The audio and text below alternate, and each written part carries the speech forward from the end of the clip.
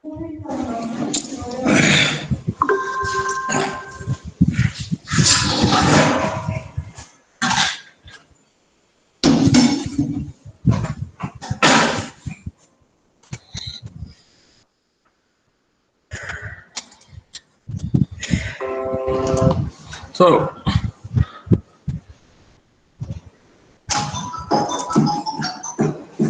Hello.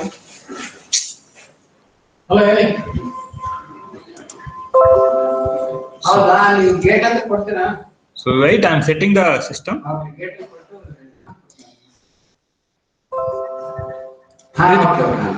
Is it PPT is visible now? PPT? Yes, sir. Yes. Yes, sir. Yes, no? Okay. Yes. Just spend around 5 minutes so that you, because even though given the brief introduction about the subject at the beginning of the semester, even during the orientation program, still that time you are not familiar with the subject. Now I will give you the brief introduction. What is the plan of teaching? The first chapter we have finished, except some small derivations there. First chapter, crystal structure, and is very important because these are the fundamental for remaining chapter. Even mechanical behavior, especially these properties are very important that already we have discussed, and it's not only important for with respect to the material science, it is required for almost all subject, especially in the mechanical engineering, around 7 to 8 subject. This mechanical behavior, these basic properties are very, very important. Then is second module is considered. It is mainly concerned with failure of the metals. There are many the failures, but when you come to metals or most of the engineering material, there may be those failure may be classified into 3 categories. One is, just 1 minute. So one type of failure is fatigue failure. I have given repeated, even you are conducting one test in material empty lab. I think for my B1 and B2 it is already finished, the fatigue test, where material is subject to the loading for continuously repeated stress or stress reversal. Then the component may withstand load for a few revolution, few thousand revolution or few million revolution. Then later it may fail.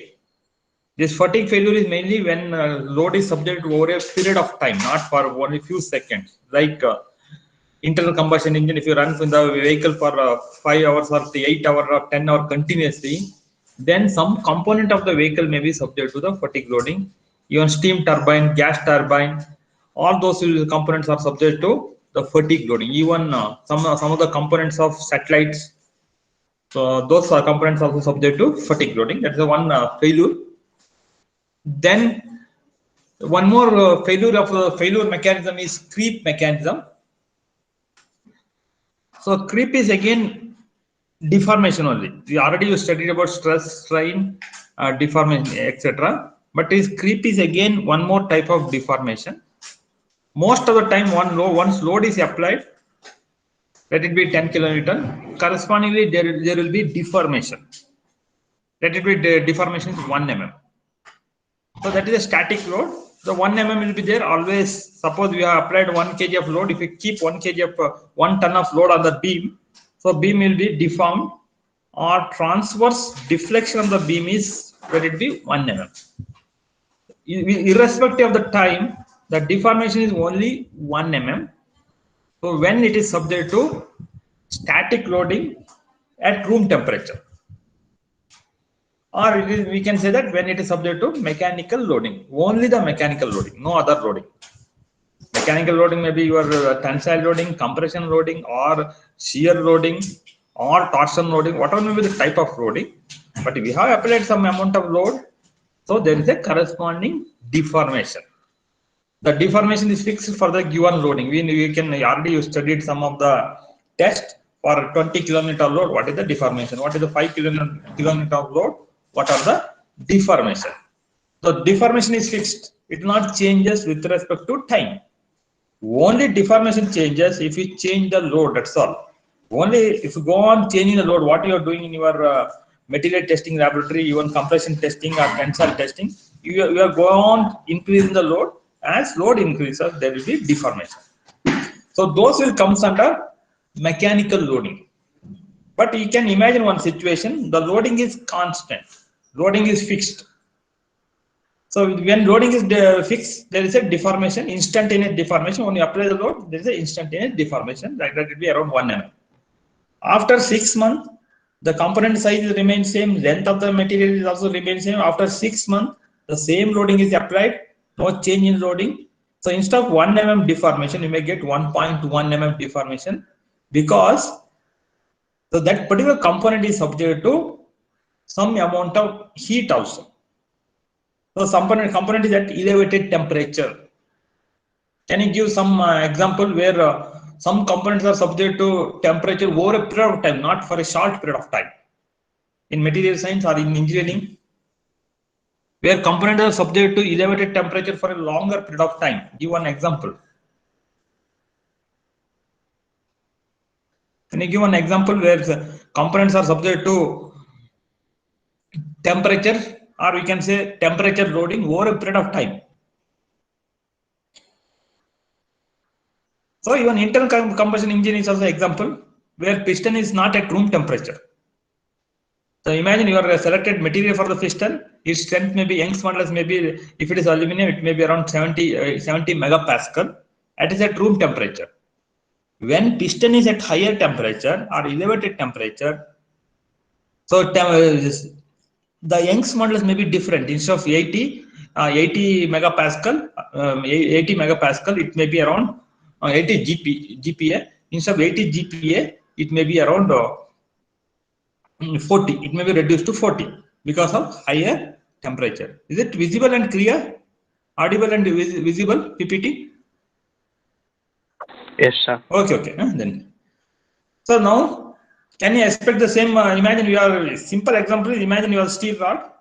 Its strength is very good at room temperature. If you heat the steel rod to the red hot condition, can you expect the same strength? We cannot expect. The strength is reduced.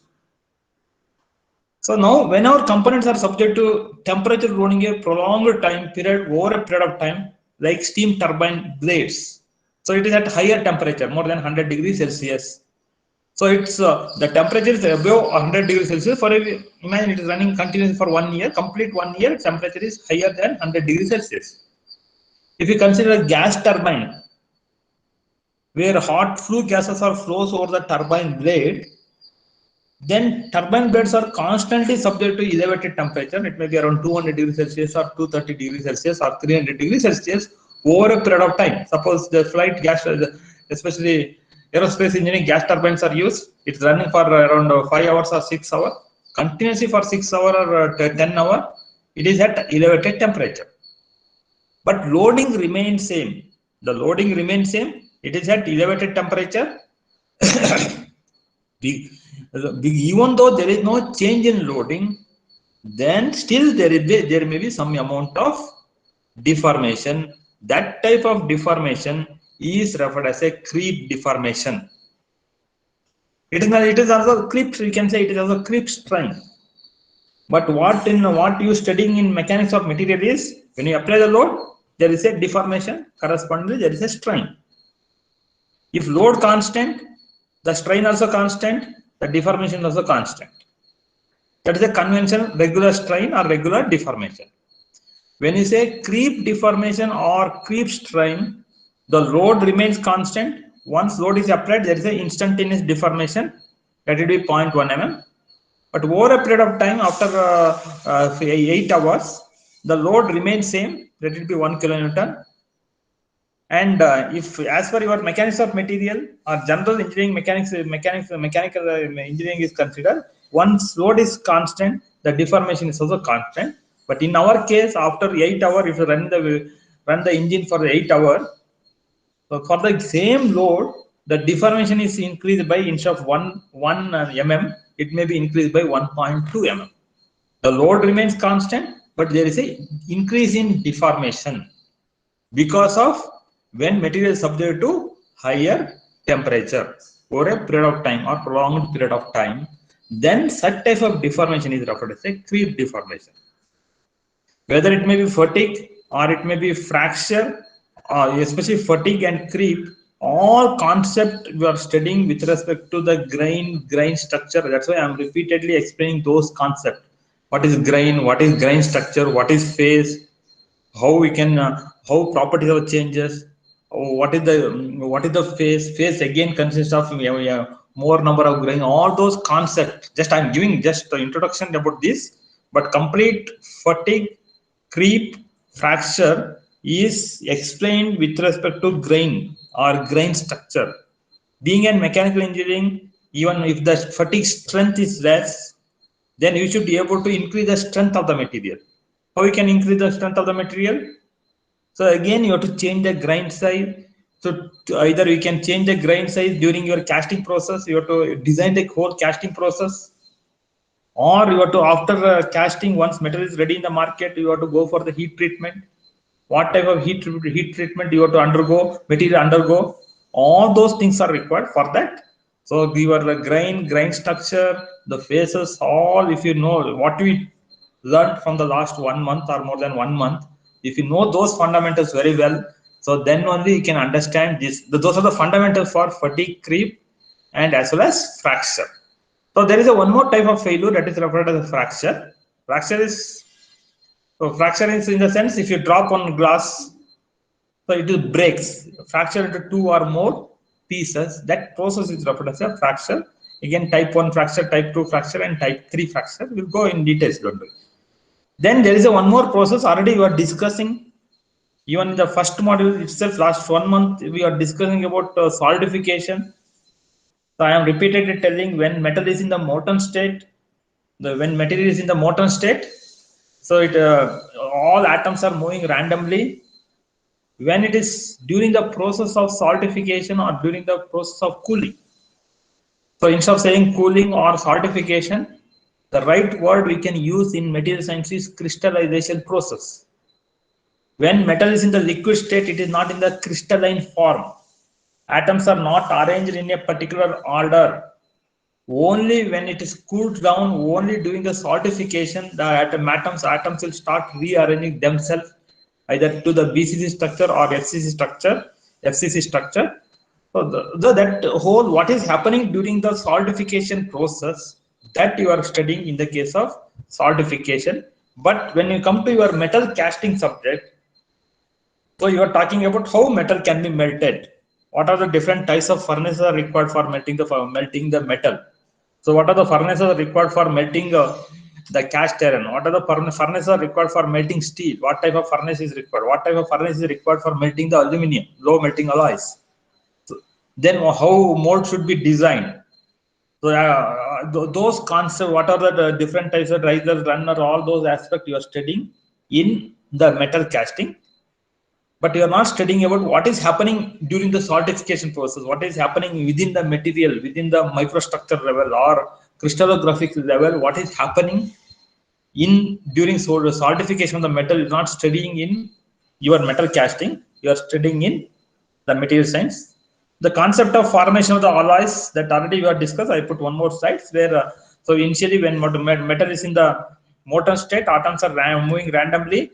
Then so once the solidification starts or crystallization starts, so atoms are reoriented themselves, either BCC, FCC. These BCC, FCC structure will join together, and finally it forms grain.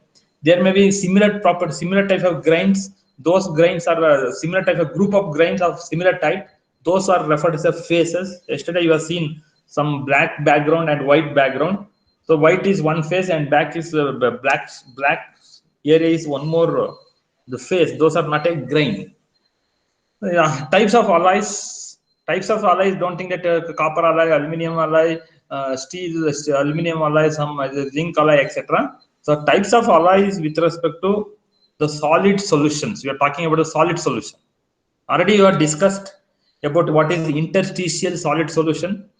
Once you say interstitial solid solution, you have to remember steel. Steel is the best example for the interstitial solid solution. Fe atom is the major atoms. All atoms are located at the different corner of the cube and one atom at the middle of the cube. So that is DCC structure. In interstitial solid solution, so in between wherever space is available, still some amount of space is available. All those spaces, the carbon atom will fill into those spaces. I have given the example of, imagine you have a box which consists of cricket ball. If you put some sand, still it goes inside the box because there is a interstitial spaces. So that means interstitial solid solution example is the iron, the Fe, or you can say Fe and carbon. Or steel is also example for the interstitial solid solution. You're talking about the solid solution already you discussed. And one more is substitutional solid solution. So one atom will be replaced by copper nickel alloy is the example for substitutional solid solution. Imagine you have the copper. So you are adding, when it is in the molten state, so now you are adding nickel. During the process of saltification, this copper atom will be replaced by nickel atom, or copper atom are dislodged by the solute atom or alloying atom, or that is nothing but a nickel. That is therefore comes under substitutional solid solution. Those things already you have discussed. And factor affecting the solid solubility, that also you have referred, that there are 5 to 6 factors. One is the atomic radius. When you come to steel, atomic radius of carbon is very, very small compared to Fe. Hence, it will take the interstitial spaces in the lattice structure or crystal structure. So that is then second one is want to go for a substitution solid solution. So both alloying element as well as the parent element are base metal. When you say steel, the base metal is Fe, and alloying element is little bit carbon. It is also referred to two component system. If you consider considering the steel system, we are saying the steel system, it has two component. The one component is, don't think about component in the sense mechanical component. Imagine the piston is one component, cylinder is one component. You are talking about the composition. You are in the latest, in the same topic, you are talking about the component one of the component is carbon, one more component is the Fe. Those are referred to two component system. There are a tertiary component system. Other than Fe, carbon, there may be one more alloying element. It may be nickel or chromium, etc. Then it will become under tertiary system. But we are not discussing about the tertiary system, because if you go for tertiary system, it will be more complicated. We are not discussing about those. So that's why you are talking about the binary phase diagram. So binary means it's a two alloy system or two component system. Example is your carbon steel. Fe is one component, carbon is one more component, and hence it's a two component. Hence it is referred as a binary phase. The binary phases. There are two phases are there.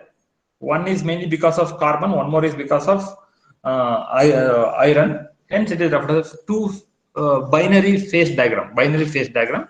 Again, in the binary system, there is a eutectic system and eutectoid system. Eutectic system or eutectoid system. There are some rules governing how saltification, because this complete saltification, there are some rules governing how saltification takes place, how different phases are formed, how grains are formed. You have molten metal. From the molten metal, the grains start forming. How grains start forming, then how different phases will be formed, because similar types of grains will join, or they may be at different places, but those are different phases that you have seen yesterday one diagram. There are some rules governing those things. That is referred as a river rule. Intermediate phase. So intermediate phase is nothing but we have Fe. You are familiar because I am giving the same example. Fe and carbon. When you come to substitution and solid solution, we can have copper nickel alloy. We can have 1% copper and 99% nickel. That is one extreme. If you consider one more extreme, 99% copper, only 1% of nickel. That is also possible. 60% copper and 40% nickel is also possible in the case of substitution and solid solution, because the one atom will be replaced by one more atom. Replace or discharged by one more atom. Best example is, imagine you have the cricket ball, hard cricket ball, and one more is soft cricket ball, a tennis ball. You are removing one cricket ball from the box. You are putting one more equal one more tennis ball. That is nothing but a substitution. Imagine initially there are 100 balls, 100 metal balls. We can replace 99 the metal ball with the plastic balls or rubber ball. That is possibilities there. So those things are referred as a substitutional solid solution. So the atom is replaced or dislodged by another atom. So there is no limitation. Up to 99 also we can remove, or last one also we can remove, and we can put only the rubber balls. Then it will not become alive. But when one more example I am giving the same example, I have been giving the same example. Imagine you have the box of cricket ball. You are putting sand. There is a limitation there. After putting around a half kg of sand, all interstitial spaces or in between spaces are filled with the sand. Then if you add more amount of sand, the sand will be collected at the top only. It will not goes inside the box. So in the similar way, why I am giving so much of example is especially understanding your solidification process phase diagram is a little bit difficult. Difficult in the sense if you don't attend the classes regularly, or if you are not listening the videos day to day. So then if you don't study day to day, then understanding this will be difficult. That's one part. Second part is if you don't understand these concepts, you don't understand the module 3. That's why I want to highlight what are the importance of this topic with respect to other topic. That's why once again I am giving this brief introduction about this point. Now that is referred as that's why there is when carbon content is around 6.7, the carbon and cementite, that's carbon and Fe will join together. It will forms one more compound that is referred as a cementite. Cementite is Fe3C. So carbon may be present in pure, that's in the cast iron you studied. It may be in the form of graphite. It may be in the form of graphite, may be in the form of flakes. The graphite may be in the form of spheroidal shape, or it may be having intermediate compound like a cementite. That's why you are talking about the intermediate phases. That is, cementite is the intermediate phases. That is, Fe3C is the cementite. The same type of process will be studied in iron phase diagram. The Gibbs phase rule. There is one more. I am talking about the phase PHASE. So till now you are familiar with phase. Once you say phase, solid phase, liquid phase, and gaseous phase, you are talking only about those 3 phases. But you are not in material science. You are not discussing about gaseous phase, liquid phase, or you are not discussing much about it. You are talking about only the solid phase. Within the solid, we can identify. Do you have any doubt? Okay. Within the solid, there may be different phases. Yesterday I shown on microstructure, actual microstructure. So one is referred as dark phase, and one more is referred as white phase.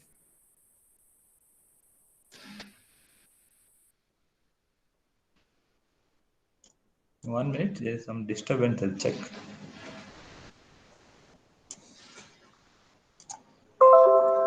So one is referred as dark phase, one more is referred as a white phase. So that is within the solid, there are 2 regions. Some regions are dark, some regions are white. Their properties are different. Those phases you are talking.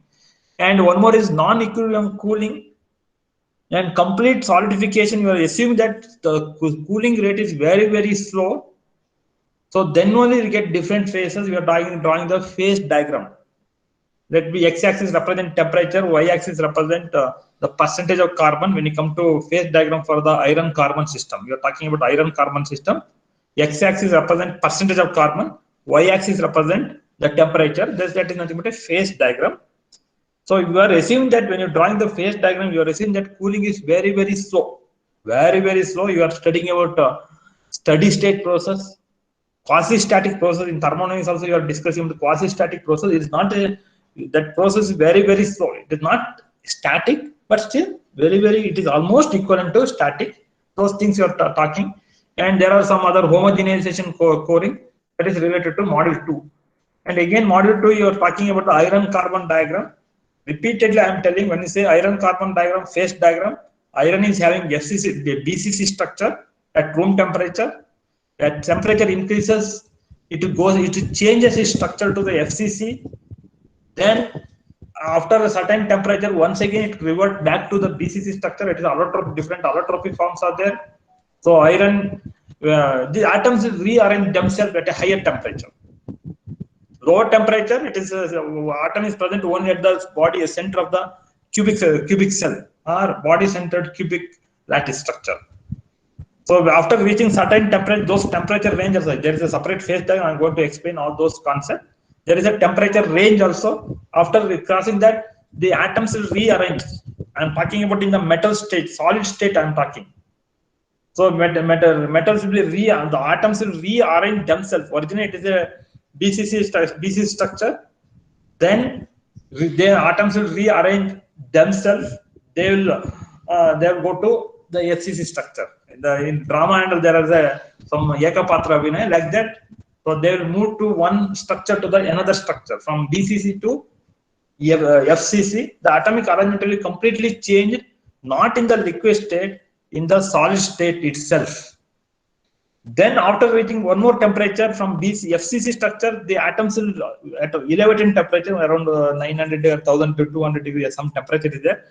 That again from FCC structure, they will revert back to BCC structure at very high temperature. At very high temperature, iron is BCC structure. At room temperature or lower temperature, iron is BCC structure.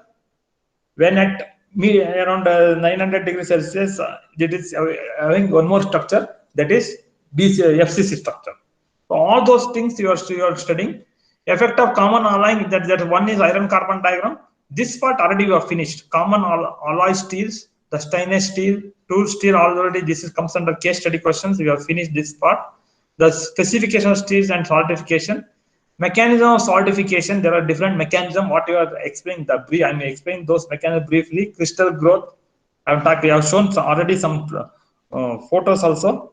How the crystal growth or grain growth. We have BCC structure. From BCC, so many BCC structure will join together during the solidification process or cooling process or crystallization process. And finally, there may be 100,000 grain.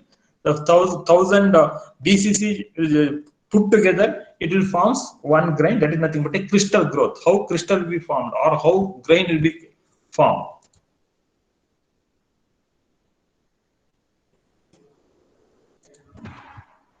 I hope PPT is visible now. Visible and clear? Yes or no? Yes, sir. Okay. So why I am telling is each and every fundamental concept, you don't neglect this. Even don't think that it is a theory subject. You can last moment you can study. That's why whatever things I am talking now, or last 15 days, or last around 10 to 15 classes, that will be required for all future classes. As far as possible, if you have Callister textbook, read Callister textbook according to your syllabus like a storybook. Then you will get understanding overall picture of material science. During your test time or examination time, you can refer any punished textbook, or there may be some other textbook also that we can refer. But understanding is very, very important. All local books, they are given some only the point they are given, but they explain also. But better understanding, do want to become better engineer, better mechanical engineer. The beginning of the semester, wherever you have free time, especially when you come to material science, so read Callister textbook like a storybook. Then you will get clear-cut picture. Then mechanism solidification. So that is already ordered. Then you are talking about cast irons. Already that cast irons already you are finished. That comes under a case study question. You have common alloying tool steels and different types of steels. We have finished. Cast irons also finished. In the module 2 also we have finished around 30% of the portion. Already you have finished. I think last 2 hours I have finished another 15%, around 20%, around almost 50% of the module 2 is also completed. So module 1, module 2, you are studying about more of fundamentals that is required for module 3. So when you come to module 3, or I am teaching another 1 week or 2 weeks, it may require another 5 to 8 classes for completion of the phase diagram and the solidification process. The complete concept is required to understand that particular this module 3, that is heat treatment. That's why I am taking even though I am spending some more time also. I thought that it is better Otherwise, you will not understand heat treatment, because it is not like any other theory subject. So in the heat treatment, so why you have to go for heat treatment is already material is formed, the grains are formed. Now I am talking with respect to grain. The grains are formed, crystal structure is formed. It is when you transferring the molten metal to the solid metal. Now everything is formed. The material is produced. Like Jindal Steel or Tata Steel in the factory, they are producing tons of the metals, that will be steel. But there may be lakhs of applications. Each and every application we have required specific properties. Those company cannot produce n number, the 1,000 varieties of the steel, or 10,000 varieties of the steel, or 10 the different composition, different alloy element. But they have produced the steel for nominal properties. Depending upon our requirement, we can change the property of the steel without melting, without casting, without going for the casting. Already steels are available in the market. We can change the property. If the material is hard, we can make it soft. Or if the material is soft, then you have to change it. You want to make it harder. Like a gear, the surface of the gear should be harder, because it is constantly meshing with another gear. It should be harder. Only you have to give the hardness for the surface only. That is the surface heat treatment process. But when you come to shaft, we have the shaft. The shaft, if you make the shaft very soft, it may be have good strength also. But bearing is rotated over the shaft, because shaft is mounted between two bearings. Because of the rotation, because of the soft nature of the shaft, the shaft may wear out. So that's the one extreme difficulties. If you make the shaft very soft, and let it be more ductile, so it will take the load. It will not fractures. But because of softness, less hardness, because of the rotation, as it is mounted between the bearings, in the bearing part, the shaft may wear out. Then you have to replace the shaft itself. Most of the time, what the bearing is, if the designer is a good designer, he will choose the material, soft material for the bearings, and little bit harder material, or having higher hardness for the shaft material. So that because there is a relative motion, so let the bearings worn out. If shaft wears more, then replacing cost of the shaft is more. But bearings, we can, that is small assembly, we can replace. Most of the time, even fans, the motors, the periodic bearing replacement is required, because they are designed such a way that shaft should not worn out. Only bearing should wear out first, so that bearing can be replaced with much difficulty, with lesser cost, with minimum time. So that's why the bearing, they make it soft, and the shaft you have to make it harder. Only the surface you have to make it harder. If you make the shaft brittle material, imagine you have the steel, so there is separate heat treatment process. Even you are conducting the three heat treatment process in our material testing laboratories. So we have process, so we can make the shaft harder and harder. But when it is harder and harder, it may breaks, because when it is subject to impact loading or some other loading, at any time it may break, like a glass or ceramic, because those are brittle material, harder material. At any time it may breaks. So whenever it breaks, then it is total failure of the system. That's why you have to make this only surface. You have to make the harder, again by using diffusion process. Again, whether you are making the material soft or material harder, everything is based on grain. You are talking about the grain, you are talking about the faces, you have to change the size of the grain, you have to change the face from dark face to light face, alpha face to beta face, or you are talking about different faces. I don't want to make the things complicated now. I am giving. So whatever you are talking till today or another 1 week, that is another around 5 to 6 classes, those concepts are required for your module 3 also. You are talking about the recrystallization. Already you are known, crystallization is over. The material is already solidified. Already it is crystallized. Once it is crystallized, so without melting, we can change the size of the grain, we can change the shape of the grain. That is referred as the recrystallization process. Then based on that we can make the material harder by separate treatment, that is the hardening treatment. We can make the material softer by annealing heat treatment. We can make the materials the tougher. It has got good strength as well as ductility. Then it is referred as mart tempering. You should know, once you said ductility, what is ductility? In the mechanical behavior study, sometimes you have to improve the ductility, you have to improve the strength.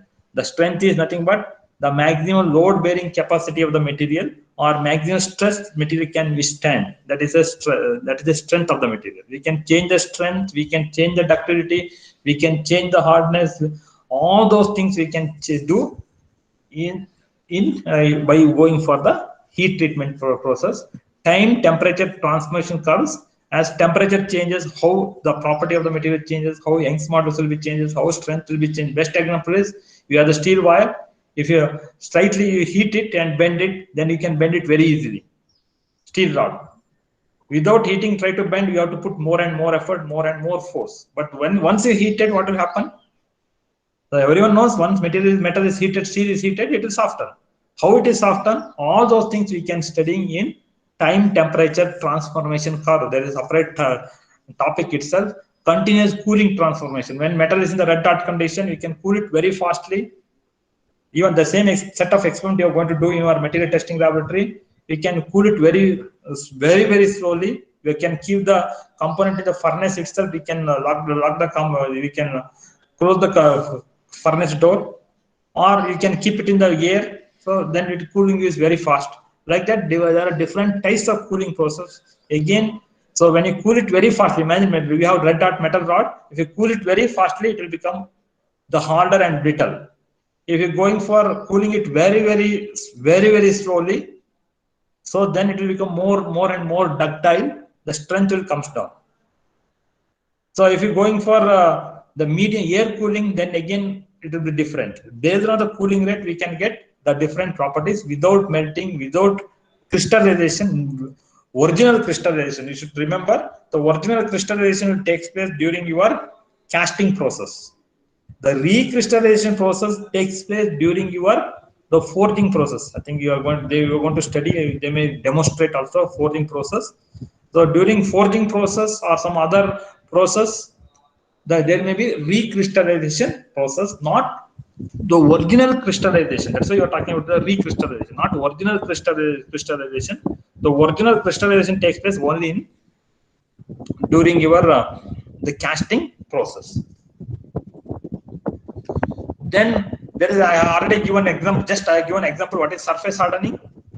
Only surface you have to make it harder to avoid wear, etc. Especially the brake shoes. You are familiar with the brake shoes. If you want to become a good mechanic, you should be good automotive engineer. Don't studying only the automotive parts, how it is designed, etc. You should have good knowledge about your material science also. Brake shoes, they continuously, there is a relative motion. It may wear out. For that, you have to go for only surface treatment. If you make the brake shoe very harder material, once you apply brake, suddenly that brake shoe may break. Totally, it may break. For that, you have to selecting the material, selecting the process for different one. So you have to go for different methods. There is one more method. There is a hardening process, that is referred to the edge hardening process, especially for the aerospace alloys, aluminum, copper alloys, that is particular for a computer. Then there is one more topic, composition and uses of gray cast iron and steel, that already you have covered. In the case study question, you have covered composition and uses of gray cast iron and steel, that already you have covered. Some portion of is covered from module 2 also, module 3 also, especially this application part. Composition, uses of gray cast iron and steel, that is the application part. But here, these are the process. So now first three modules, or there is a continuity, you require a lot of fundamental. But when you come to your module 4, it is mainly concerned with composite materials. This module 4, module 5, you can go a little bit faster also. You can understand, because only you are studying about definition, classification, types of matrix material. Once you say matrix, so or once you say composite material, time being, you can imagine your building beams are comes under composite material. RCC structure comes under composite material. There are two components. One is matrix, that is cement, concrete is a matrix, and reinforcement. The reinforcement is nothing but a steel reinforcement. Just for timing, to understand this complete model, just I am giving one example. You are familiar. Reinforced steel, this reinforced concrete. So we have beams. There is a concrete. Concrete comes under matrix material. Then steel comes under reinforcement material.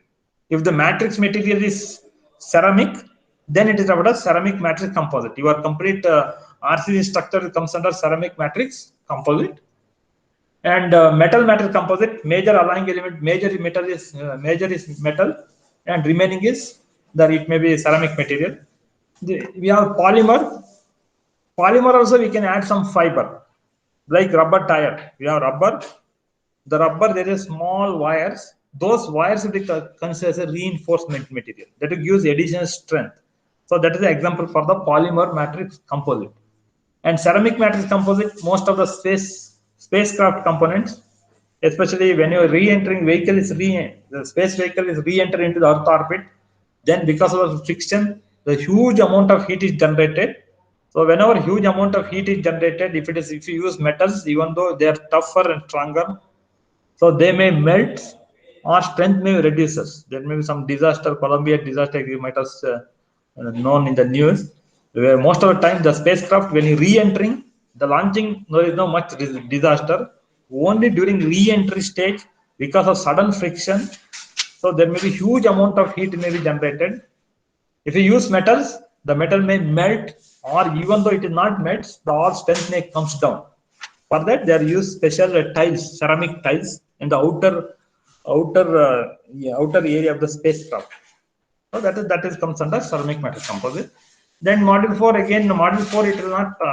I will not take much time for module 4. You can give the complete, even furnitures it is available. All points are available. I'll give the complete notes also available for module 4, detailed notes. Those who want to score more than 90, then we can refer my notes also.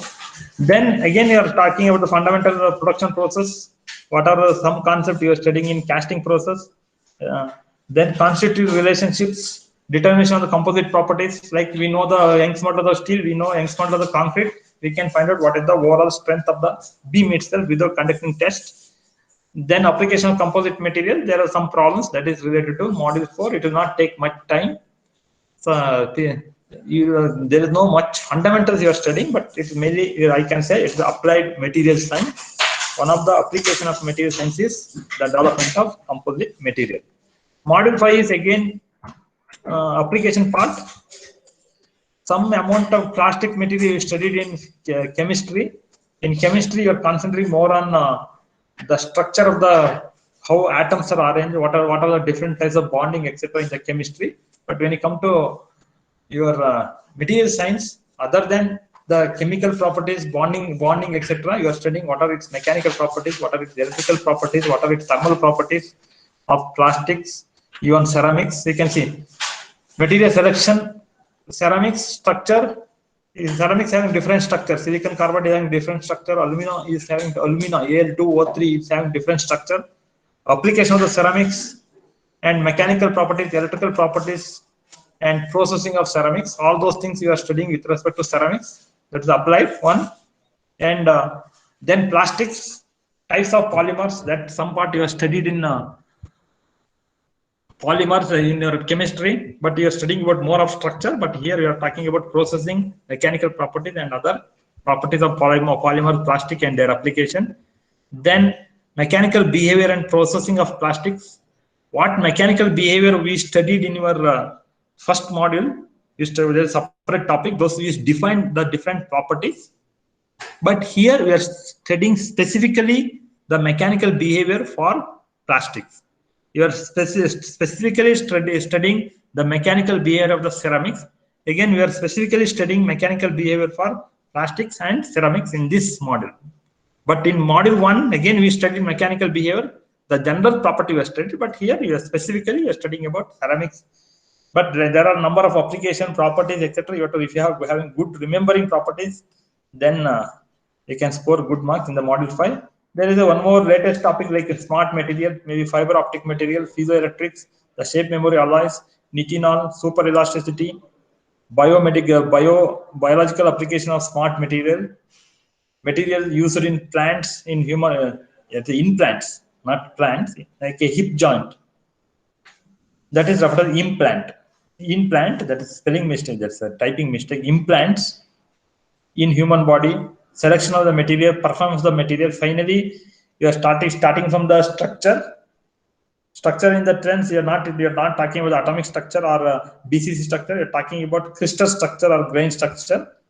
So whenever there is a change in grain structure, property will be changes. Depending upon the application, we can change the properties and we can choose the right material. That's why we are talking about the performance of materials in services, the selection of material. So selection of the materials, again, if it is available in the market, we can select it and you can purchase it. If some specific material may not be available, in such cases, you have to develop the material. That means you have to go for heat treatment process or some other process. There is a residual life assessment, that is by non-destructive testing. This non-destructive testing you are doing in material testing laboratory like ultrasonic flat rate detector, your magnetic particle testing. There is a one more dye penetration testing. All those things you are studying in 3 NDT, studying in your material testing laboratory, non-destructive testing. Some amount of economics also you have to study. Some economic amount of environmental and sustainability is also important. Sometimes most of the huge industry may close because of environmental issues. That's why that is other than studying only the engineering aspect, some amount of non-engineering aspect like economics also you have to learn before starting the company. Those who are planning for startups, etc. Environmental issues. Suddenly, if you start one process, cleaning process using some cyanide, etc., then where you are going to dispose. So most of the automotive industries also they are facing the problems, especially for the heat treatment. They have to use a separate liquid, the cyanide, etc. Cyanide is this diluted one. So then disposing itself is important. Sustainability is also important. So that is your syllabus. As per at present, you have finished around 1.5 module, and your second test is consider the complete composite material. Just I am briefing what is there in the second test. I am telling. For the second test, the complete composite material is there, even though it is module 4.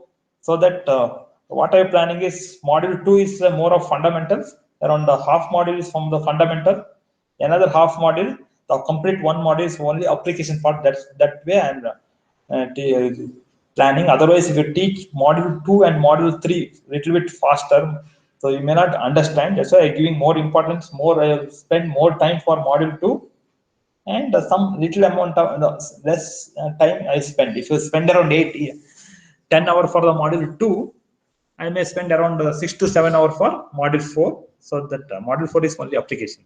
The module 4 is composite material. This complete module is there for your test. So only 3 types of composite material to study: metal matrix, ceramic matrix, polymer matrix. Then some production processes and some derivation, and that is your module 1. Those who are interested, you have free time, you start reading.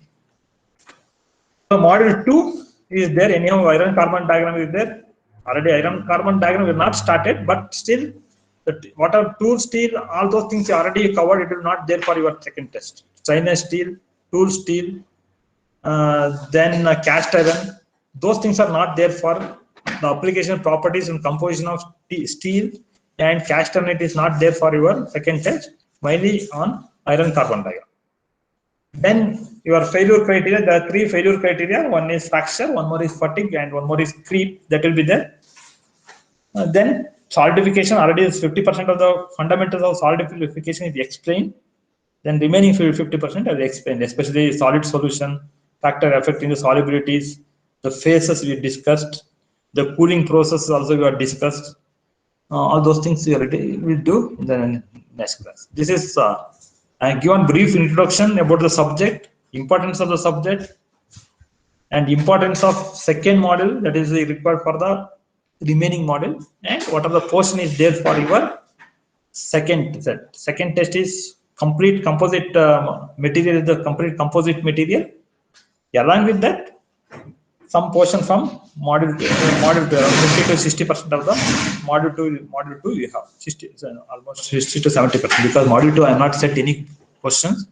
Module 2 and module 4, module 2 around 30% already given for your first test, and 70% of the module 2 and full module 4 is there for your test. I think now you have sufficient time, you start preparing for the test also, for the second test. So next class I'll directly start with the fatigue creep, then I'll go for the solidification, and some fundamentals are required that again I'll explain. So if you have any doubts, those you can clarify now. Even though I have introduced the subject at the beginning, but the beginning you may not understand better. That's why once again I introduce. And if you have any doubt, we can clarify. Otherwise, now it's a break. We can leave or we can continue. That's your choice.